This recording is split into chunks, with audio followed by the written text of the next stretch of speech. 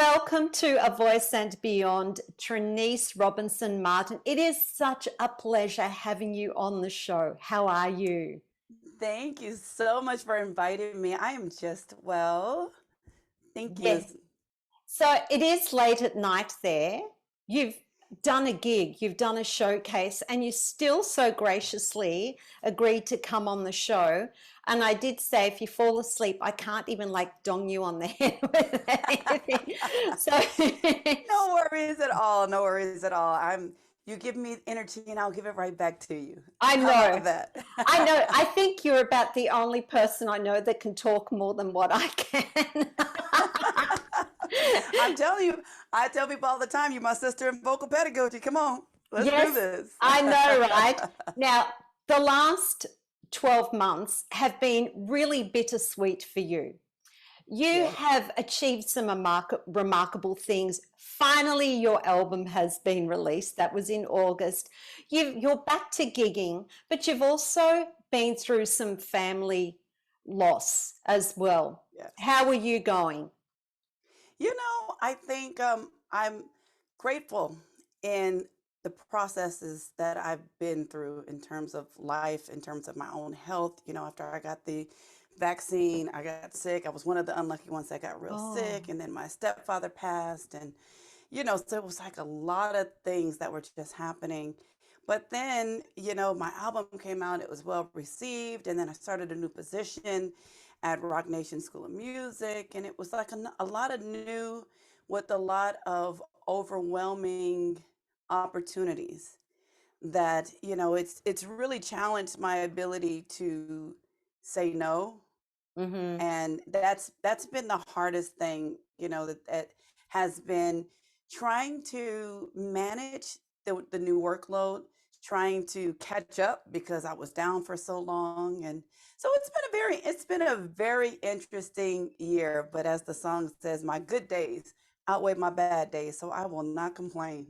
You Not one don't bit. complain. You don't complain. And you've always got such a wonderful, positive attitude. You are a shining light amongst our voice community. You Why? truly are.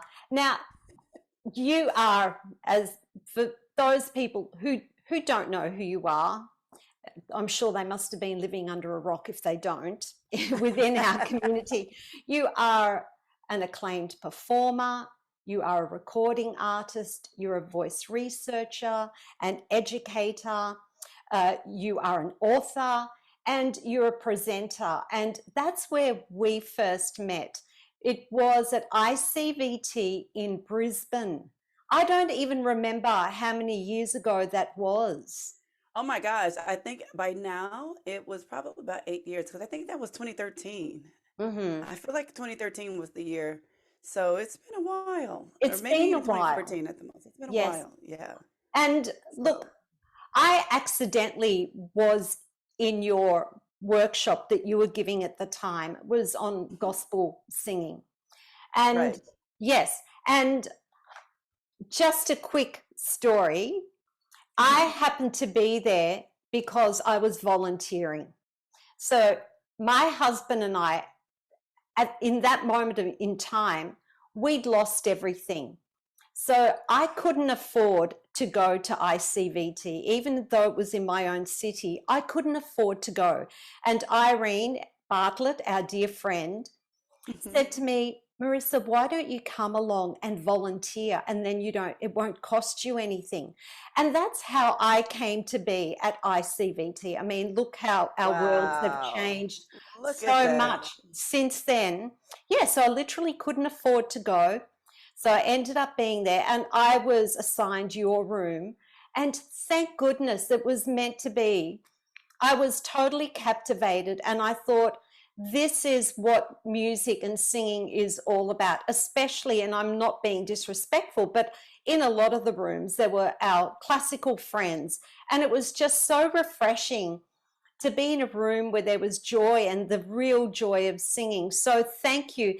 And since then, we've crossed paths number of A times, lot. a You're lot. right. And and we'll get to some of those, and we've had the pleasure of actually working on something together. We've had a collaboration, but let's go back and do a little bit of a background check on Trineice and your story. So where did you grow up? What is So your background?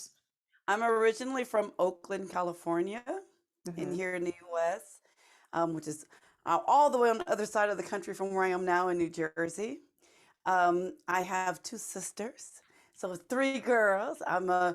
the daughter of a legacy of clergy, of people that are in the church. My father's a pastor. My grandfather, actually on both sides. Actually, my grandfather on one side, and then my great grandfather. All that lineage on my dad's side, they're all church. And then on my mother's side, my great grandfather was also a pastor. So, church was big in our family. Mm-hmm. Also, my mother's father was big into music, more jazz, and that's where I really got into jazz because Yes. he's the one that introduced me into just the idea of giving me a Ella Fitzgerald CD and like learn How High the Moon. Before then I didn't really consider myself a singer. Before then I was, singing was just a part of what we did. I mean, it was church. Everybody sang. Like, Mm-hmm. you don't sing in the family choir. Of course you do. Mm-hmm. So I didn't really think of myself as a singer until really when my grandfather, my maternal grandfather, um, gave me a CD and was like, "Hey, why don't you try to do, look at this Ella Fitzgerald?" And then when I got in high school, I was already playing piano. So when I started singing, everybody was like, "Wait a minute, you sing?" Because I never sang outside of church. So, Wow. it's quite interesting how life just Yes. creates, its own little legacy for its own purpose and divine reasoning. Because when I graduated from high school, I certainly was not planning on being a musician. I was going to be an engineer. So I went to school for engineering, and I ended up changing my major probably my junior year or the end of my sophomore year, beginning of the junior year. Um, After having internships and singing just, a little bit, and people there were like, "Why are you not majoring in music? Like, why are you not pursuing this?" So, and here Yes. I am. So Here I why am. weren't you pursuing it? I mean, you developed that love of music, thankfully to your grandfather, by the sounds of things, introducing you to that music that you really resonated with and really inspired you to sing. Why Yeah. did you not think to take up music as Well, a I think career? I think, first of all, I am first generation um, college student. I mean, I had a couple of cousins that went to, that graduated from UC Berkeley. My parents had gone to college, but they didn't graduate. So there was a little bit more about me just wanting to make sure that I was going to be successful. Mm-hmm. Me not seeing being a professional music as a viable occupation. I mean, because I Yes. didn't really have any models. I think Yes. everyone that I knew was in music was obviously in church musicians, Mm-hmm. and they all had day jobs. Mm-hmm. So to me, it didn't seem like a viable profession to make a living. Mm-hmm. And my high school teacher was like, "Whatever you do, do not major in music." He was Wow. one of those. And I mean, I'm from Oakland Public School District, so it wasn't like that was a risk at the time. That was something that you would just take because. And it wasn't Mm. until my mom actually was like, don't listen to what other people are saying. You create your own path. Don't Yes. let anyone. You get to decide what's successful and what's not. You get to decide this is what you want to do. So Mm. that gave me the encouragement to just keep studying and go for this profession and really understand that there's so much more involved in the profession of a musician and an educator and a clinician. Like, I didn't know all the things that I'm doing now. Mm-hmm. There was no model for this. I didn't know that Yes. exists. I didn't even Yes. know voice science existed before I Yeah. graduated. So much Mm-hmm. so that I said, if I would have known that this was a field, I probably would have went from, because I was doing chemical engineering because I was big in science and math. I probably would have went into voice science had I known it existed. It So, existed. I totally get everything that you're saying, because in my family, no one had a university education. My parents came from an island of Sicily, and my mum went to grade 2, which is like she went to school for 2 years out of her whole life. My father went to school for about 3 years. They were totally uneducated, and music was not an option either. But I don't know, like, here we are. Here we both are. So I want to break down, when you were doing your master's degree, you studied music education and jazz studies.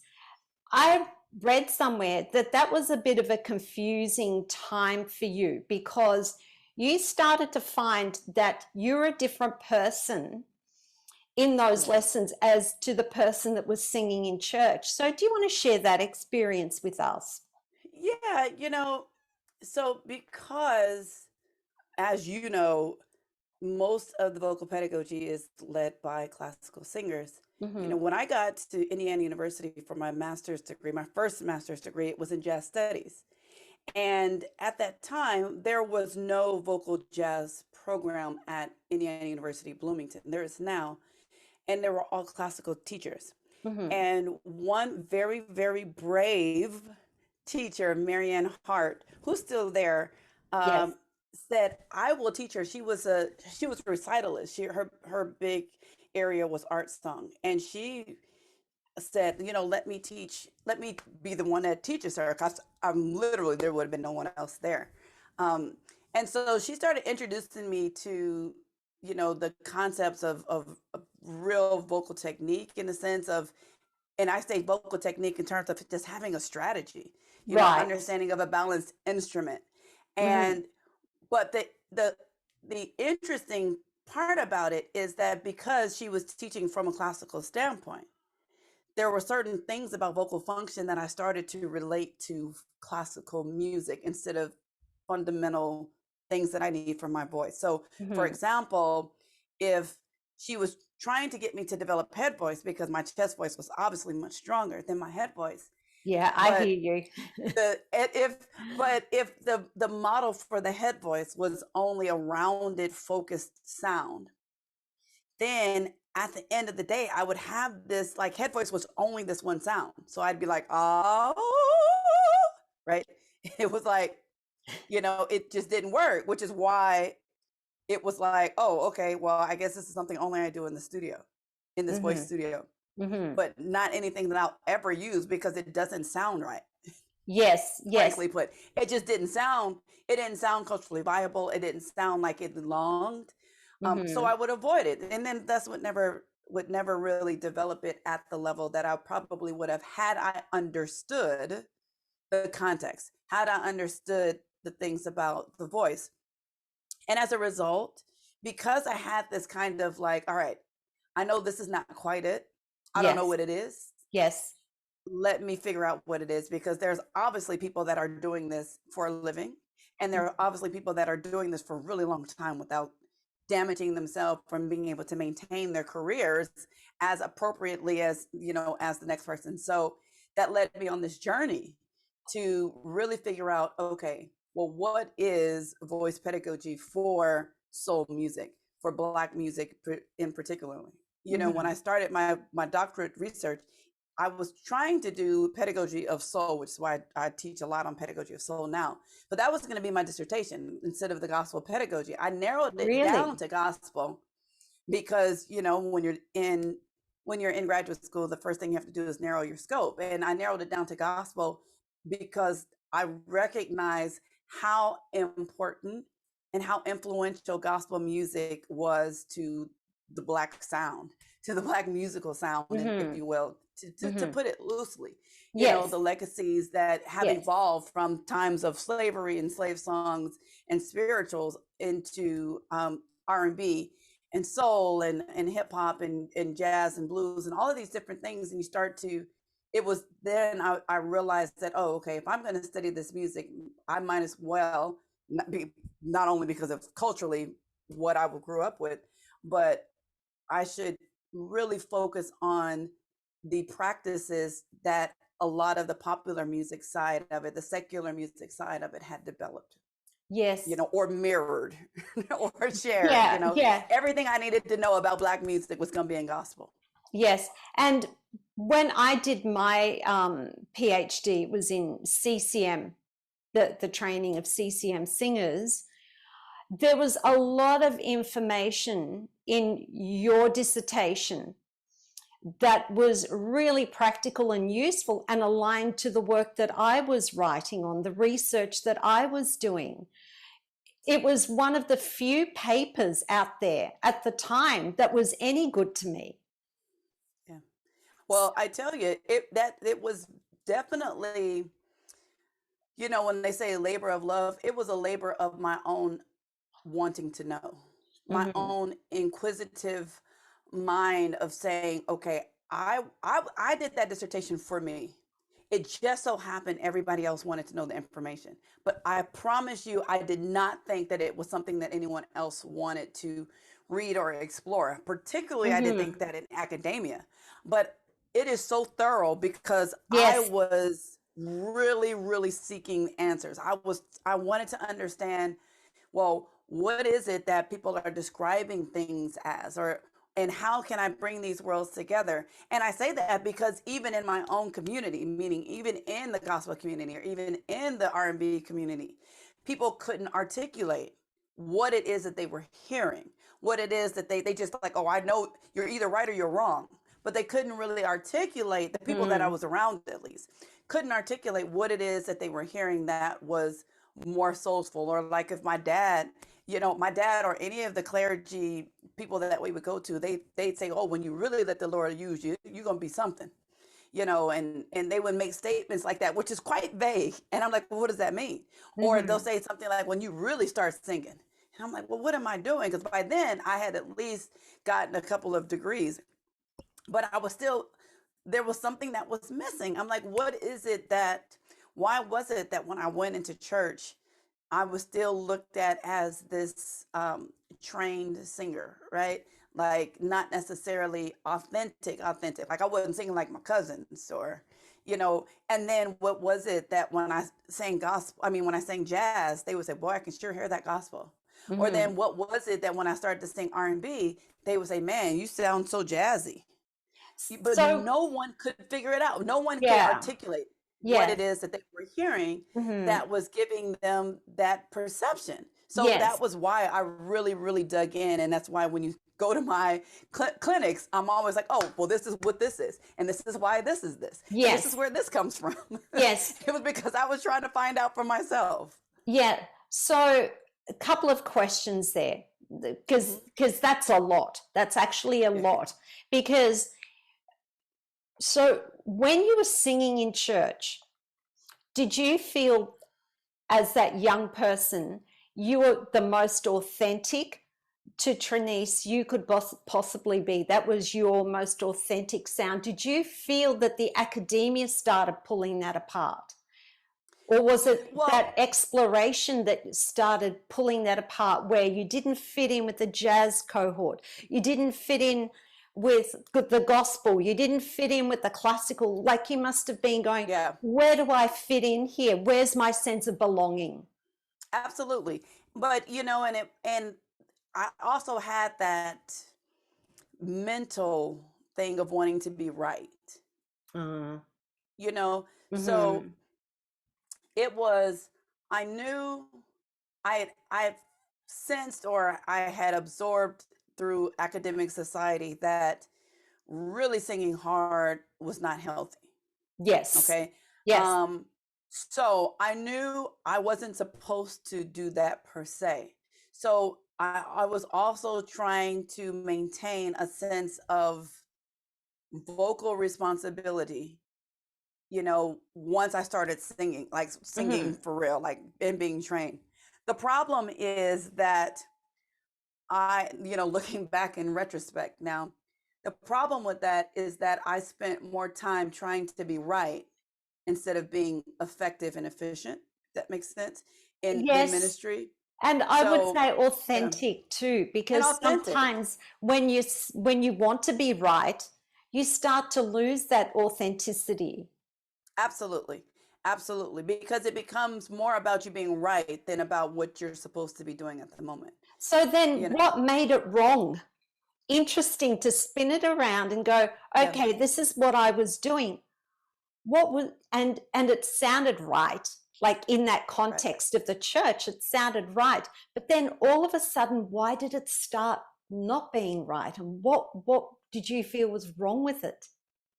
Well, what was wrong with it is again, just as I was saying, what was wrong with it is that I was concentrated on it being vocally right, Mm, which then means that I'm thinking about notes.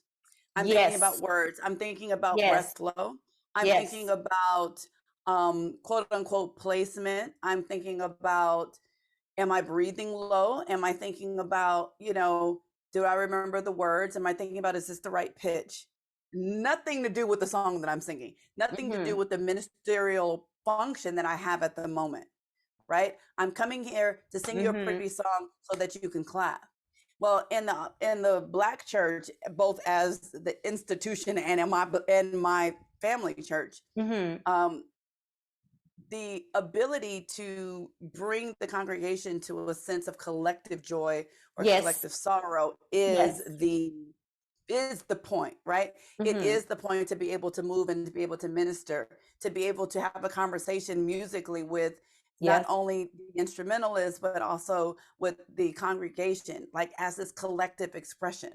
And that is the point. So Hmm. being in my head and being in the technique and being in to the melody of the song and the words without ever stopping to think about what the words meant to my own testimony, that was everything wrong about what I was doing so academically right, Yes. you know?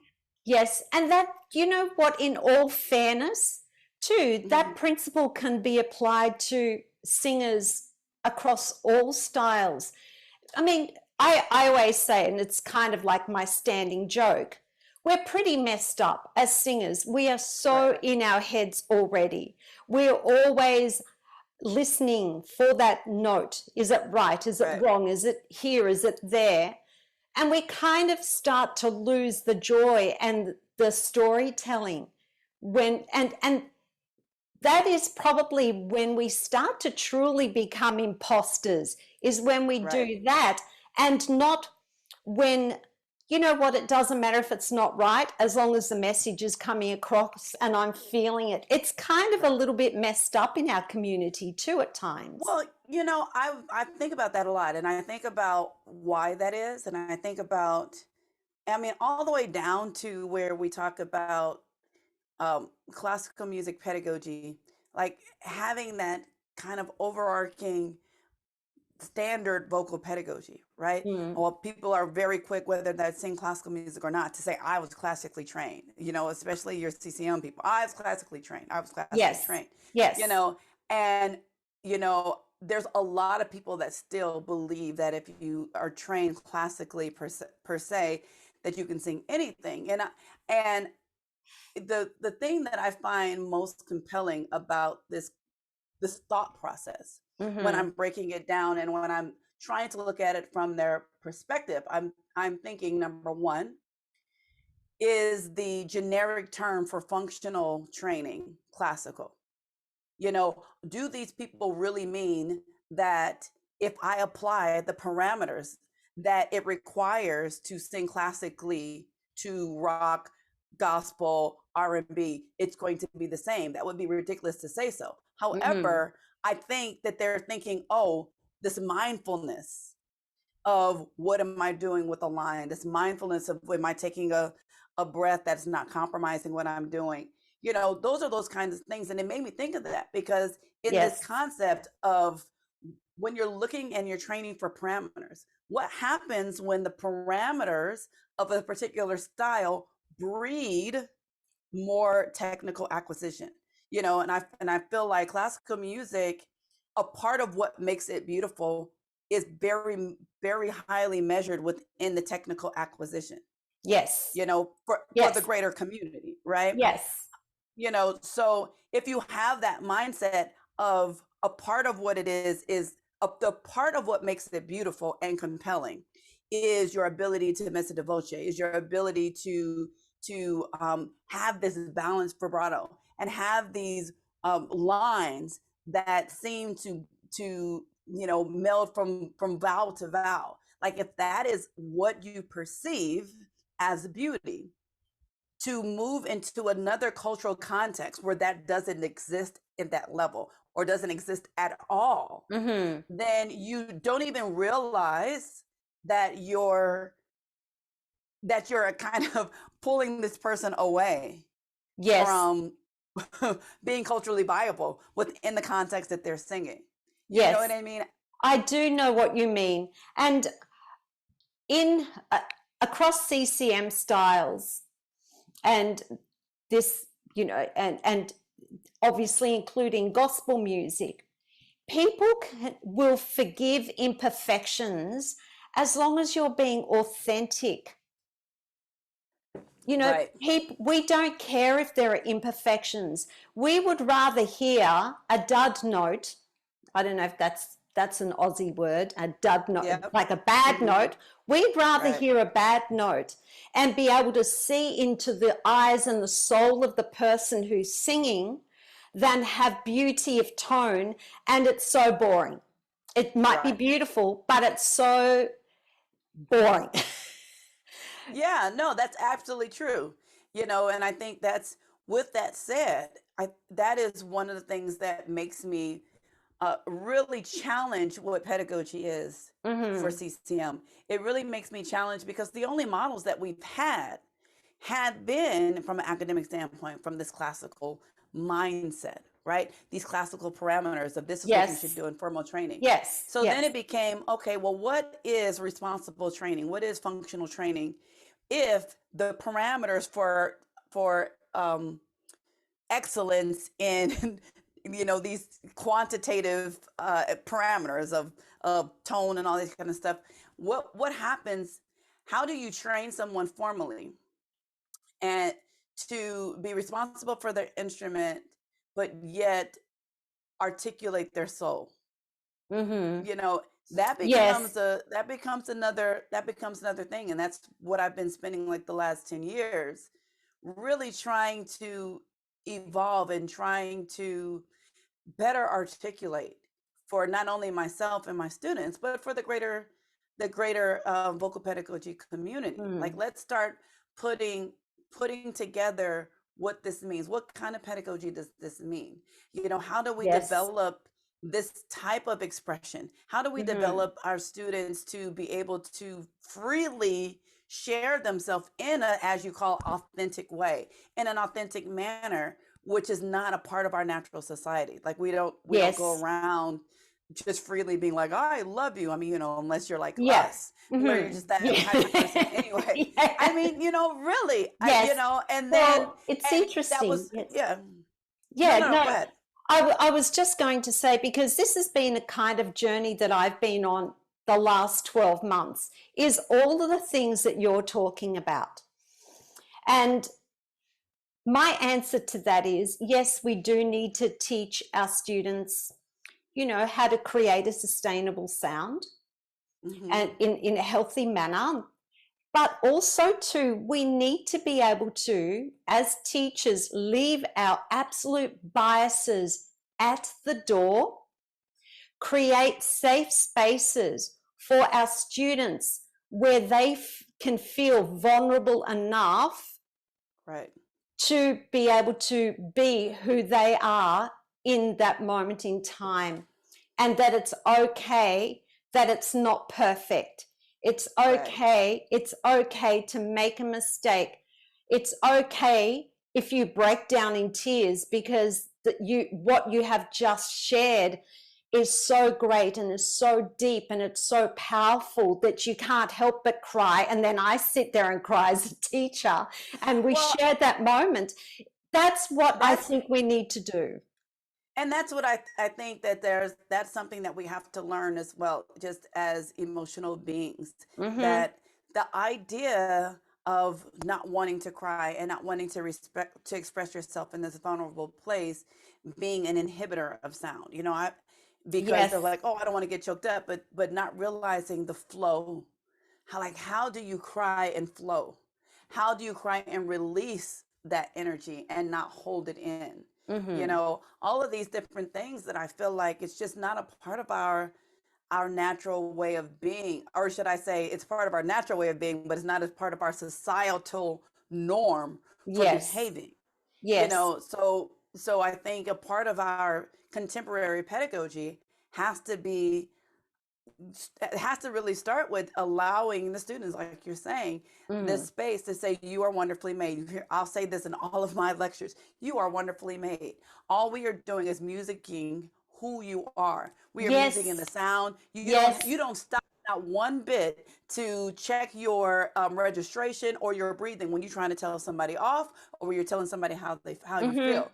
Mm-hmm. So let's see if we can put that natural being, that genuine communication within song and in the context, and make sure that we're developing your voice in a way that you can sustain that musical behavior. You can sustain that emotional intensity for longer than you would in a conversation. Two questions here, Trineice. When Mm-hmm. you were studying, and okay, actually, I have a million questions. I know. And okay, so when you were at university and you were studying, did you have that support?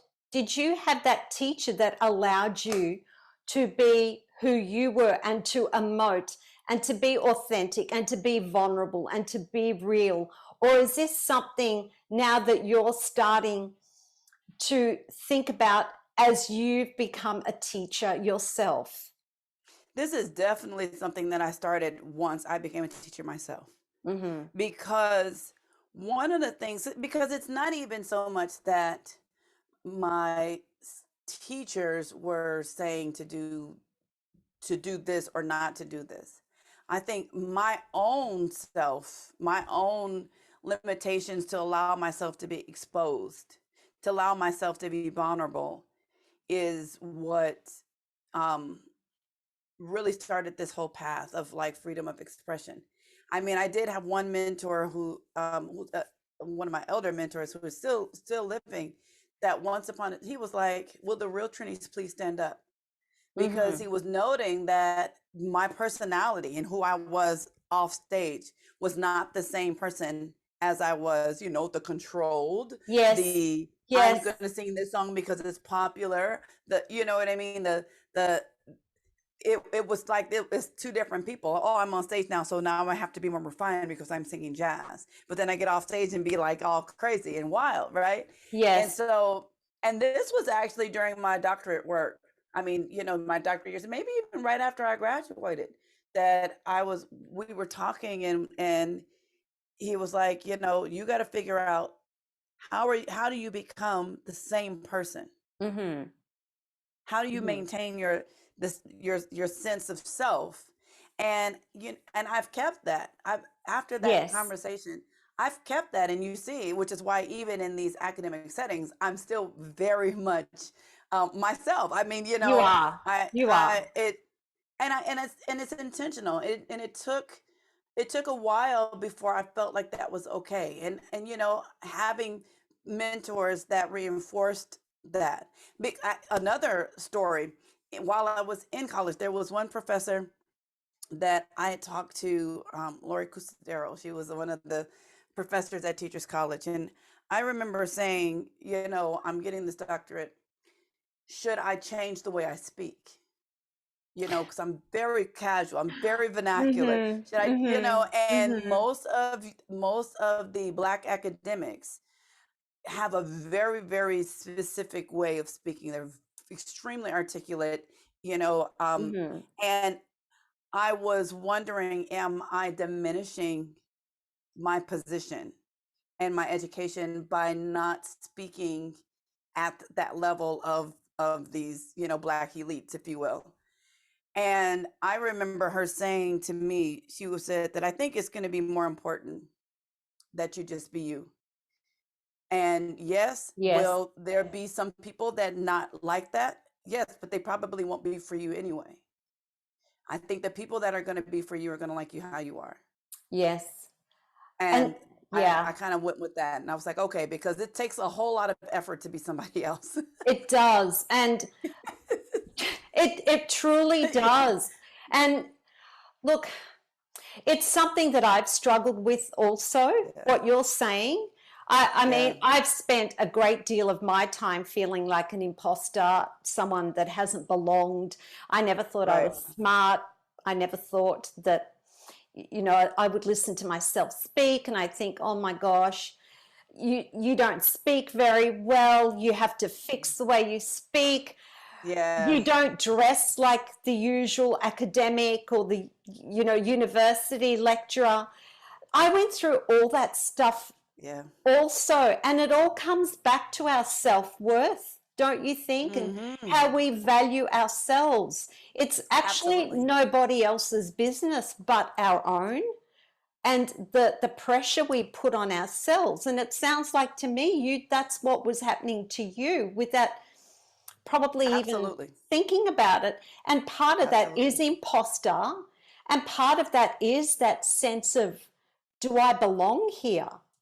Right. Do I have what And it takes to belong I here? think that's that first generation. I think that's that first Mm-hmm. generation academic where you're saying, where you don't have these visual representations, where you don't have Mm-hmm. these personal experiences of other people that are in the same field or the same models, you know. And it's funny because now that I'm at Rock Nation School of Music, so this is a new program that just started this Yes. year at Long Island University, Brooklyn, and a lot of the students there are Mm. first generation college students, first generation musicians, minority, very large minority students. I mean, you know, in terms of the student body, um, and it's it's interesting because I see myself in my role and my position as that of a role model. Yes. I've always wanted to be that person that said that can help redefine what it means. What does it mean to have 4 degrees? What does it mean to teach that at Ivy League? What does it mean to be Ivy League grad? You know, can do I get it? Do I get to rewrite what that is and just say yes? I'm I can laugh out loud. You know, I can say hey, use all these colloquialisms, but Yes. still be quite articulate. You know, and still be encouraging to my students that come in and are failing music theory and ear training because they're now being put into the system and tested in this European system that is more notated and quantified when you've been going by your ears all this time. And you now you have to remember what stuff was called. You know what I mean? Yeah, To I be there do and be like, know. yeah, I been yes. there. This too shall pass, you know.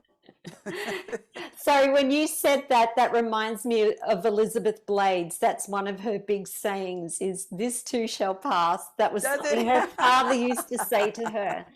Uh, Yep, yep. have you seen a change then from when you first started studying in that, in the university system, in the higher education system, to now? Or do you feel that we still have a long way to go in higher education in terms of accepting CCM styles, accepting minority groups, accepting singers who have had little or no training but have amazing ability but can't read a note of music? Are Hmm. we still in the same situation we were in 10 years ago, do you feel? Well, you know, that's a good question. I'm going to say no. I'm saying we're not where we can be, but we're definitely not where we were. And I say that because there's a lot more effort, I think, in teaching associations and, you know, Mhm. um, different associations academically or non-academically that are more invested in moving towards diverse education, moving towards diverse styles, moving towards just being a lot more open-minded, like the conversation is there. Now, Mm-hmm. granted, to maintain, to try to integrate these changes within an old academic system is going to obviously take longer Yes. than than it is going to be in the public market. I mean, in the private market, meaning, you know, as a private teacher, there's more private teachers teaching CCM, right? And even when we have these degree programs, they're degree programs situated within a Eurocentric pedagogic context. Mm-hmm. So even though we're opening up and we're trying to be more diverse, it to really change and really impact the curriculum so that it is more culturally centered um, is going to be a little bit longer, farther away. But I do feel like it's coming because there's enough people that are thinking about it, and there's enough people that are starting the conversation of Mm. saying, "Hey, something is not right." You know, Yes. yeah. Yes. When I was doing I think I was in my final year of writing my dissertation, and we met up in Sweden. We're at Mm-hmm. ICVT in Sweden. And I remember being there, and there was a lot more openness in Europe Oh at that yeah. time in terms of CCM. And I just had this moment, and I remember coming to you and I said, Trineice, look, you know, why is there such a problem with CCM in the States? And I said, I have a feeling, I remember being like, it was like this moment. And I just said, I have a feeling that it's because where the music has come from. It's the roots of the music. And if that's the case, I mean, I can't believe it. Like for me, it was Yeah. such like a moment where I just went, wow, I think I found the answer. And I was in shock. I mean, was I right at the time? Like, do you feel that I was on the right track? Yeah, you know, it's really funny because I feel like we Americans have always had this, I'm trying to choose my words carefully. Sure. I know you well enough to know that face. Yes. That let me watch what I say and how Yeah, I say this yes, yes. before I make an overgeneralization. But I think we as Americans historically have had such this love-hate relationship with Europeanism. Mm-hmm. And I Mm. say it like that Yes. because, you know, to be dignified, right? To be considered high class has always had a great relationship to Western European culture, Mm-hmm. right? Yes. Elite Western Yes. European culture, Yes. Yes. right? Yes. So the intellects, the academic institutions that are cherished happen to be the Oxfords and these all of these, you know, again, elite European institutions. As a result, I think that what's considered high art, and again, a representation of this being dignified and this elite status is heavily rooted within this European elite European culture. Mm-hmm. And anything that is not of that culture Mm-hmm. is not worth scholarly recognition. Right. And I say it from that standpoint because a lot of times I would think about it as more of a racial aspect, which is which is a much more complex Mm-hmm. construct than I think a lot of people from outside the US really understand. I mean, people inside the US don't even understand it because it's Mm-hmm. not taught um, as freely. but the more that I get into critical race theory, the more I start to understand American history, and the more I start to understand race as a social structure rather than ethnicity, uh, and the history that goes along with that, is I start to realize that, oh, a lot of this, like, race is so complex, and I don't want to go into like No, this whole thing because it's no, like, whew, we but don't need to. No. yeah, but what I started to realize is that it's not just a black thing in terms of, oh, they're not looking at jazz and blues and gospel because it's a black thing. Um, there's some of that too, but they're also not looking at American folk as substantial, even if it's by white people per se, white people as a social construct. Um, Mainly because it's like it's a poor thing more so. I'm not going to look at the music of the poor people, and I'm doubly not going to look at the music of the people that are poor and black. Hmm. So it's certainly much more complex, because it's like, oh well, it's not worthy of study. It's not. You have to study the music of the classical composers if you want to be considered an intellectual. So it's that culture that is so much deeper, particularly in the US.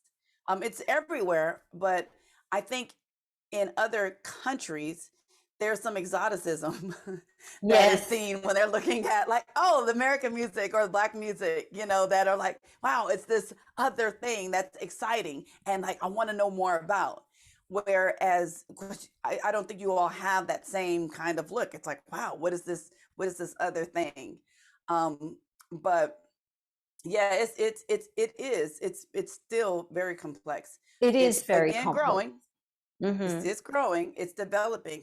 Particularly with the cultural reckonings that's happening right now.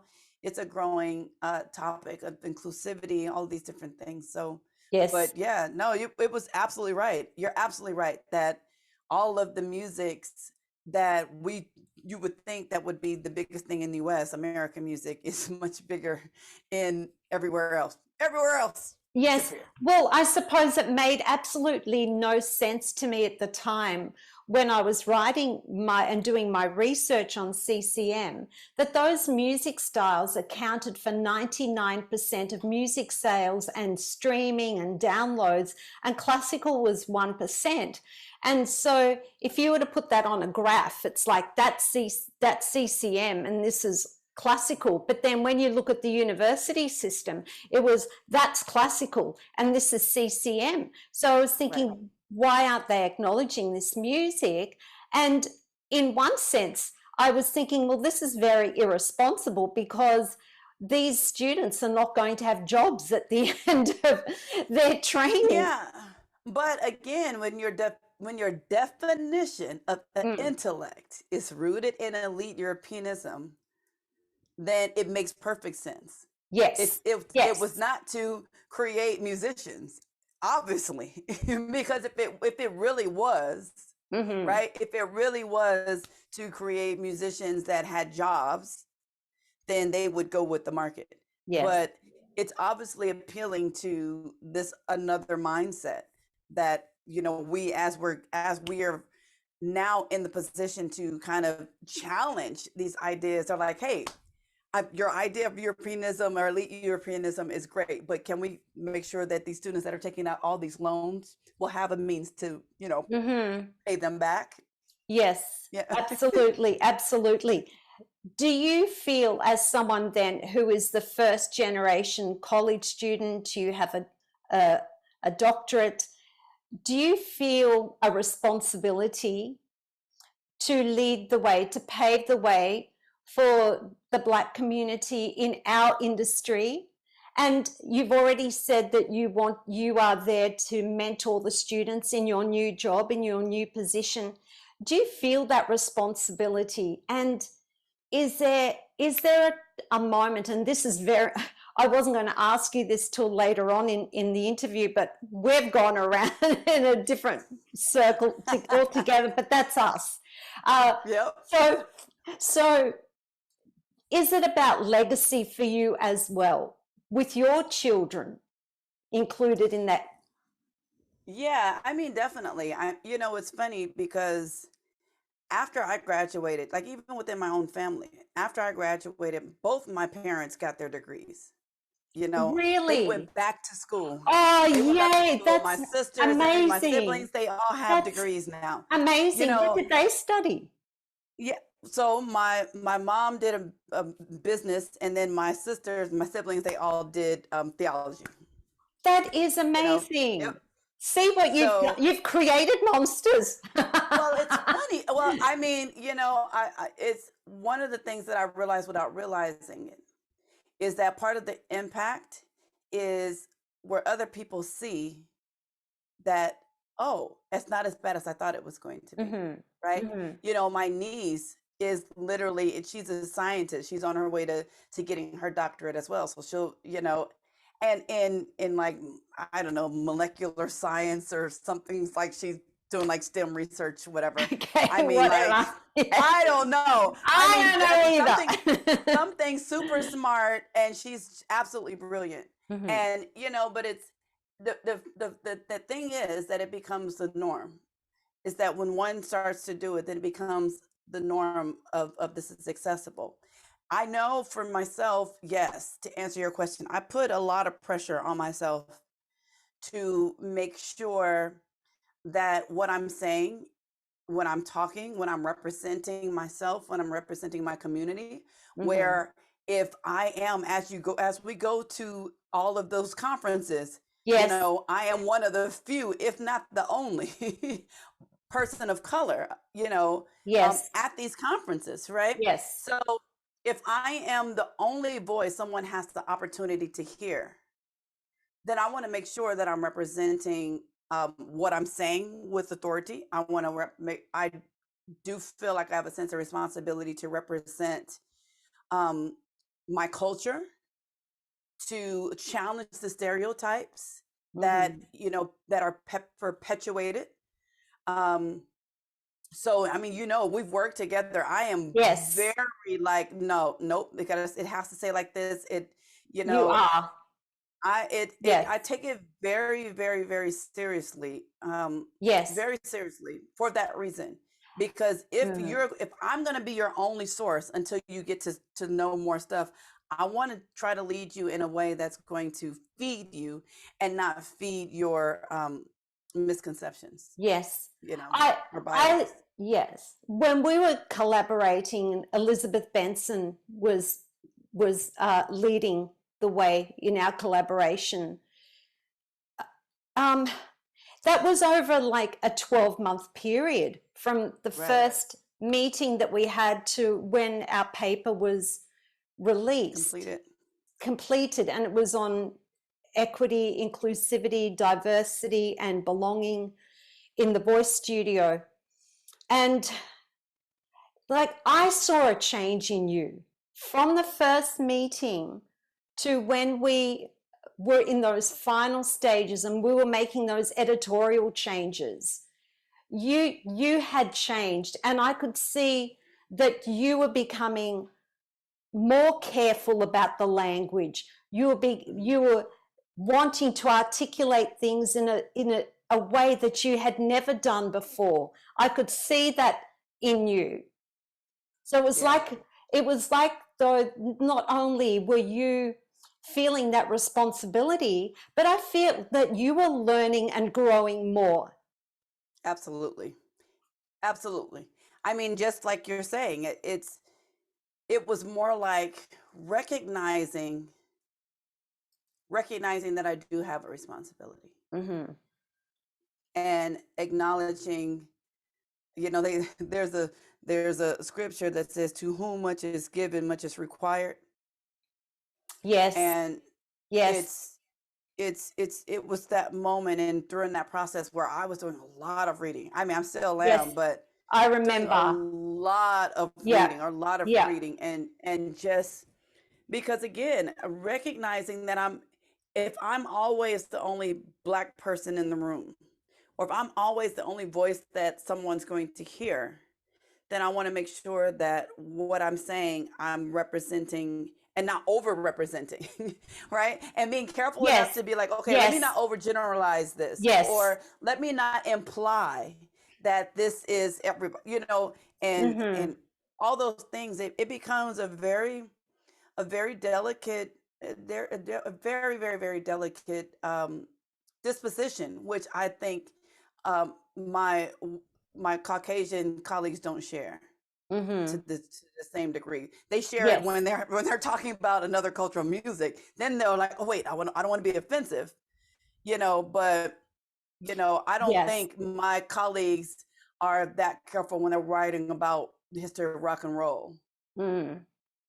I mean, matter of fact, they'll over and avoid the black influence in the and without thinking twice about it. They have no problem to say, oh, this was the first, like something but Buddy Holly or something, I mean, was the first, you know what I mean? They'll just go and Yes. be like, Yes. yeah, Yes. they don't Yes. have that same same responsibility that I think that I Yes. place on myself. And it's a lot. I mean, what you're saying is, I mean, that's a lot of responsibility. And is there ever a time that you feel tired, or does that, when you hear someone make comment, does that give you the drive to go, no, I can do better, I can do better? Like, because I'm listening to you and I'm going, wow, that's tiring. That's a lot of work. Yeah. Well, it's funny because I find it sometimes to be inhibiting. It makes me take longer to do Mm-hmm. things because I'm Mm-hmm. always so careful. But Yes. as a result, you don't see me on Facebook or in these Facebook groups because there's which you would think, well, that's the place that you would really want to be like, hey, no, this should be this, this should be Mm-hmm. this. But then you end up recognizing that I'd end up spending way too much time trying to educate the masses, and I'm like, no, that's Yes. how I control I it. totally get it. I That's how I totally get it. control it. Yes. Look, and I don't engage either. Even I don't have the responsibility that you do. But as someone who is an advocate for the music, at the very least, and the responsibility that comes with that, I still don't engage either, because I find it's just too much. And Yeah. sometimes I'm shocked to read what I read in some of those forums. I just can't believe people think like that. But anyway, we're not going to go into that. You know what we're going to do? We're going to have a little change of pace here. How's All right. that? I want you to talk about a couple of things that are near and dear to you. One of them is your performance career, and then we're going to talk about soul ingredients. Or maybe we should talk about soul ingredients first, because that's kind of a natural segue from this to what is it about soul ingredients? Where did all of that come about? It's a trademarked methodology that you have developed. So tell us about that.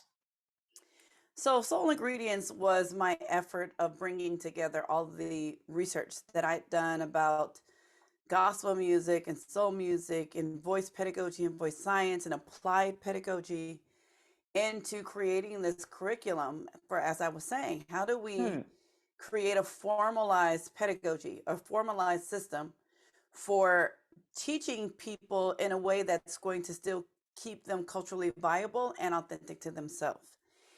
So a lot of the Soul Ingredients methodologies, methodology aspects or whatever components Mm-hmm. had to do with saying, okay, what are the ingredients of soul? Like I'll tell people all the time, it's not recipes. It's not, okay, do this first, do this second, do this third, right? It's not a step, it's not a methodology in that way, but it's systematic in the sense of saying, okay, well, these are the areas that you need to focus on. Right. You need to focus these broad areas like anatomical awareness. You need to know what your instrument does, so that you can understand how to navigate it accordingly. You know, voice training, or voice fitness or voice conditioning, however you want to say, when you're really taking the time to enhance and develop the instrument itself. Mm. That's very different to me from stylistic conditioning or style conditioning, where you're developing the voice to maintain a certain style characteristic. Yes. Okay. So, or some sort of vocal behavior that may be more aligned with this particular style. And then looking at that song interpretation or story development as the fourth component. So these become very specific categories for which ones can develop. However, there's not necessarily, well, you have to reach this point of anatomical awareness before you go into this. And then you have to, it's not that. It's just that, okay, you're going to work on your arms now in the gym. Okay, now you're going to work on your legs. Okay, well, here's your cardio exercises.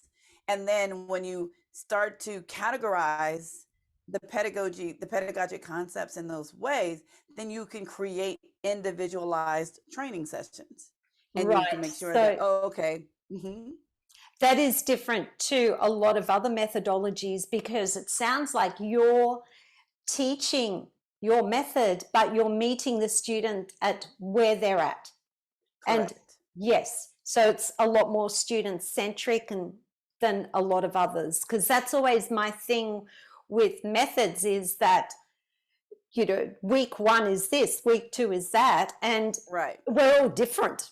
Essentially Yeah, it's definitely not one size fits all. And I think, coming out of somatic voice works, Levetri method, um, is really where that's rooted. I mean, Jeannie Levetri is the one who helped me really codify even my Mm-hmm. dissertation. Mm-hmm. And the one that challenged me to say, do not create another method based out of classical music. You know, don't just to change it, just create something new. So having that kind of mindset and having that pedagogy background from Jeannie, her methodology of functional training and really looking at registration and really looking address um, to address the voice for what it is and what it's doing, Mm-hmm. really created the foundation for my approach to soul ingredients, my approach to working to having this kind of student-centered model. So when I'm doing these teacher training programs, like When Science Meets Soul, the Yes. one of that, or any of my weekend intensives that I do that are all based on different genres, the goal is, how do I lead teachers into this student-centered approach within a formal structure? Mm-hmm. That's basically what it is that we're doing. Well, how do you listen to this person and pick out these aspects that you want to develop? How do you guide them through these modules, if you call it? I don't even like to call them modules, because it still implies that they're one after Yes. another. Yes, absolutely. But in these categories, and that's basically what Soul Ingredients ends up being, is Mm. here are the strategies to get people to start thinking about themselves: emotional aspects, uh, you know thinking about, well, what do I sound like? How do I as a teacher, listen to a singer and say, all right, based upon how they're presenting themselves in front of me, what are the expectations? What things are going to be what's natural, and how far is it away from where they want to go? Versus them coming into the room and saying, well, this is where you need to be. Yes. And I mean, the other thing with students is they present one way one day, and then the next week they come in with a whole new set of problems based on how they're feeling, because you can't separate the mind, the emotions, and a bad day and everything else that's gone on in their lives from the previous week, and how that impacts on their voice too. That's always a Right. consideration, isn't it? Absolutely. So Absolutely. so within putting your method together within Soul Ingredients, do you believe you have found then the secret ingredients to finding authenticity within the singer? I think I'm finding a collection of ingredients that works. and I say that finding because it's still in process. I don't think that I'll ever find the ingredient, because I think the ingredient is going to be, student centered, right? It's going to be different for different people. Mm-hmm. Mm-hmm. But the more that I work to develop the methodology, the more I'm finding different approaches to explaining things, the more I'm starting to um, bring in more considerations, the more experience I have with categorizing loosely different personality types, Yes. different body types, Yes. and how both of those body types and personality types work together, to Mm-hmm. create certain consistencies, you know. So so no, there's no one ingredient, but I do recognize that, like, how many different ways is there to make chicken? How many flavors you want to add? How many ways can you season chicken, right? Which one is the right one? Well, it depends on, who you're talking Mm, to, right? So exactly. I think that that's, at the end of the day, that's what I'm finding. I'm really Mm. opening up the spice cabinet to say, wow, oh, you like spicy food. Well, have you tried, you know, oh, you don't like spice, but you like spice. You don't like spicy, but you like spiced food. You should try. Yes. You know what I mean? Because that's Yes. different, right? Yes. I That's a love that you said that it's ever evolving, because that too separates your methodology from others, because most methodologies are fixed. And you're right, saying this is evolving, and you'll continue looking for the secret. You'll continue to grow and learn yourself. And that's so important, because the other consideration too, it's not just the people in front of us are evolving as human beings, we're forever evolving, but so is music. right, Music is a absolutely. landscape that's always changing as Yeah. well. So I think to be stuck is really limiting, isn't it? Well, I tell you, I think within the soul ingredients, right? If the soul ingredient is you, then what I'm looking for always is, what are the ways to get you to express yourself? Mm-hmm. And how do you, once we figure out what that is, how do we articulate that within the cultural music context? Mm. And so I feel like in some ways the methodology doesn't change, but your approach to it does. Like Yes. the Yes. goal doesn't change, Yes. but it's Yes. more like, how can I get, if this is the path and it's so specific to the person that I'm talking to, how do I get them to recognize or guide themselves? The first day of lessons, I say, I'm telling you right now, I do not have a magic wand. I am here to help you teach yourself. So, all the way to the way that I'm teaching, I come in, I make the student tell me, what are we doing today? What are you working on? Vocally, what have you tried? What did you discover? What did you discover about yourself? Because I can't teach you how to work. I can't put your hands on the keys. You are the only one that knows how your body feels. So I need you to articulate it for me so that I can help you try to come up with some strategies that will help you feel your body the way you need to do whatever said task is. Yes. So that's a part of the methodology, empowering the student, empowering the person to realize that they are in control of whatever they want to sound like. So it's really exciting. I mean, I would love to be able to just get all of this stuff out on paper. But Mm-hmm. I'm always That so will careful. come. I'm That always will. so careful that it's rough, because I'm like, no, but I mean that. Well, they might read this and they might think that I'm saying that, but I'm not saying that. I'm saying this, Oh, and so so it's being left to interpretation by the reader, yeah, and you don't that's want the that to. hard part, That's the and heart. That is, that's the yes. hard part, So Yes. And people nonetheless, read it with their biases. That's, right. yes. Yes. Thank you, human beings. So when you teach at university, so within your new job, and you're also still at Princeton, do you Also bring still at that Princeton. into that teaching environment, or is that a completely different environment for you? No, I'll tell you what's interesting, particularly about this semester, is because at Princeton doesn't have a performance degree. So I could use this methodology just freely, right? Mm-hmm. Without any sense of accountability, if Mm-hmm. that makes sense, right? Because there's Absolutely. no juries. Yes. Now, whereas this time in this new school, where all of the majors are, R&B singers and rappers and whatever, Mm-hmm. but they're all majors. They're all music majors, and they have juries at the end of the year. It's really forced me to bring my methodology into a model of assessment, where in a way, because I have to grade them, and I Yes. still want it to be student centered. Mm-hmm. So one of the things that I've developed is this kind of sense of transparency. uh I keep notes for them on Google Drive, Yes. and each day, like when I say, so what, like for the first week, first lessons or whatever, still the same 10 lessons, when we're discovering something, and I say, okay, well, if you had to come up, like this is by lesson, I don't know, 4 or 5, we're exploring all these different things, and I say, if you had to come up with 3 things that you have to remember before you open your mouth, what would that be for you? And then they'll say, it varies. Some people will say, oh, okay, I have to remember to keep my mouth open. Oh, I have to make sure, that would be one.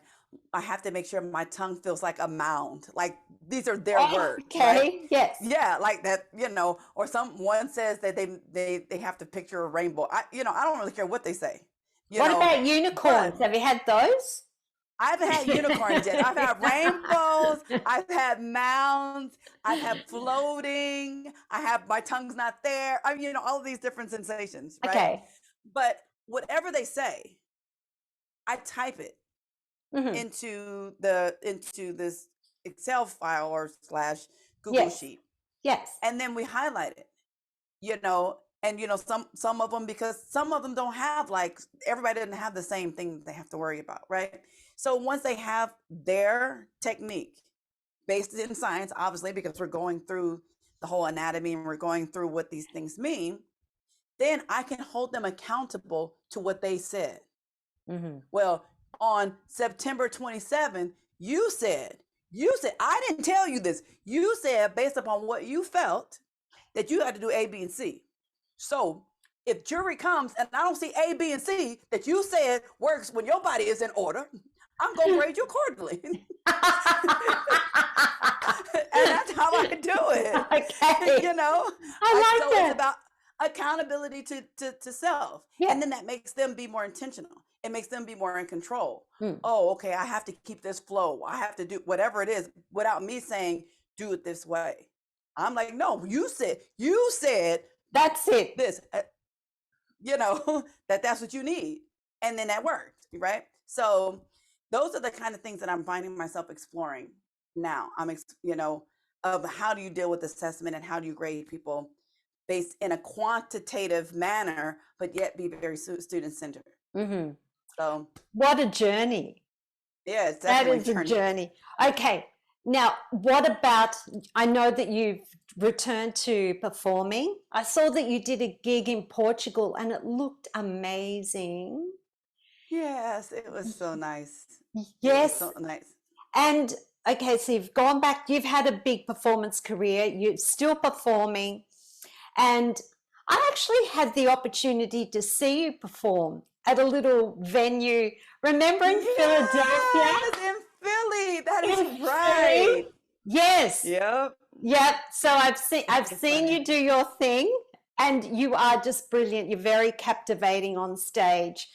And you've now finally, because we've heard about this album for years, Right. As with everything. finally the album was released in August, All or Nothing. Yeah. What was the inspiration for that album? Well, again, like you're saying, I've been waiting to do something for quite some time, and one of the reasons that I had not done so is because, again, that feeling of not fitting Oh, in no. one particular genre, right? And then by the time that I decided that, okay, I'm going to just do me, then I was so caught up in, like, all the publishing and all that kind of stuff that I didn't really get a chance to do my own work. So all or nothing was really to me to say, you're going to have everything that I do or nothing at all. So I wasn't going to sit and worry about whether or not it was too gospel enough or too R&B enough or too jazzy enough or Jazz, too, yes, you yes, know, whatever. It yes. was going to be all of me. I was going to talk about the things that meant something to me. The songs that I picked all have legacy influences. Like they're either by people that inspired me, to people that I want to inspire. My And who are kids are on that? the Your album. kids? Yeah, My because your kids are. daughter plays the double bass Yep, my daughter. She plays a double with the bass and pink sings, and she's case. playing all over. Hot pink case, Hot. like I've seen the hot, fuchsia. and it's as big as Fuchsia pink. her. Yes. Yes, yes, it's beautiful. And the fact that she's really, really thriving, Mm, she's actually playing with the Princeton University Jazz Band, and she's a junior in high school. that's So amazing. she's thriving. My son is 12. He just turned 12. He's performing.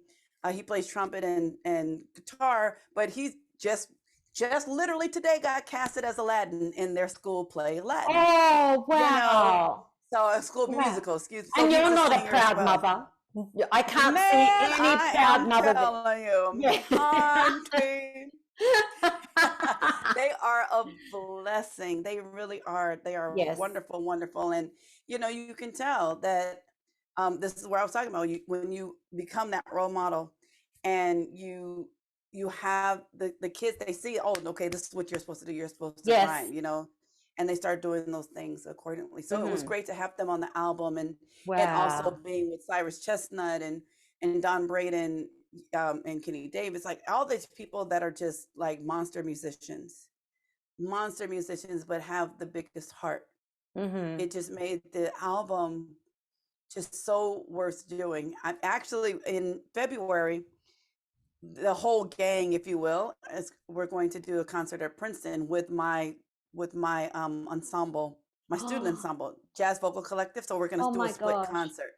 So Amazing. my students are going to sing like background for me. They're going to do one section of their own music, but then they're going to sing with me and my group and Amazing. everything. So it's going to be wonderful. I have to send you the info because it's going to be live streamed as Yes. well, and it's Oh, free. wow. So it's Wow. going to be great. Wow. Well, Yeah. when I am going to share, if people want to find you, your Soul Ingredients, your book, your album, we're going to share all those links in the show notes. But I just think you're an amazing human being. You're my friend. We're more than just colleagues. We've Right. known each other for a while now, and we always hang out whenever there's a conference on. We're Yeah. we're in the group. We're the popular people. No, Absolutely right. we end up with a posse, don't we? That is so true. It is. So I mean, true. the last ICVT, I think it grew. It started out with 3 of us, and then the next thing there was like 15 of us. I was going, how did it get so big? What happened? Yes, but I think that is so amazing. Yes. It's so amazing to just find kindred spirits, Mm-hmm. all over the world. And I'm so happy to have you and be able to call you my friend and be able to collaborate and do all Likewise. kinds of wonderful things. So, Yes. No. I'm not very good at doing stuff like that. Is that right? Yes. I did it. Yes. Well, we're going to get to the last couple of questions here because it's very late your time and we don't want you turning into a pumpkin because it's like after midnight there, isn't it? Yeah, it is. Oh It my is. gosh. Okay. But hey, for a change, you're not waking up at like 3 o'clock in the morning. I know. And can I say this is the first time you and I have had a meeting where I'm not in my gym gear. Yep. And and for some reason, I've always got my St. Thomas, my hot pink St. Thomas singlet top on. I don't know how that happens, but anyway. Man, that's great. Yeah. So, okay, last couple of questions. What would be your greatest piece of advice to the singing voice community as we travel through 2022? What can we do better? I think we can value each other better. I think we can value our students. I think we can value ourselves. I think we can value process, you know, a Mm. lot more. And I think if we just kind of take time to do that and just to shift the emphasis on from the product to the process and add just more value to the process, I think we'll be able to just have a much more enriched life. So we are not, and our students are not waiting to get to the end before they can share themselves, you know? Yes, So that would beautifully be said. my biggest advice. And based on our earlier discussion about the responsibility that you feel, what would be your legacy? What would you like people to remember you by? Hmm. That, I know that's really profound, but I just, Yeah, even for your I, children, yeah, for the I voice think, community in at large, what would be your legacy? I think my legacy would be anyone that came through my work or through me had the courage to believe in themselves and had the courage to, again, the sense of value that you are wonderfully made. I think that is the biggest thing. If I can share that with anybody, if I can make them feel better about themselves, if Mm. I can make them feel worthy, because a lot of people don't feel worthy, they don't feel valued, they Mm-hmm. feel like they have to strive to be something. Mm-hmm.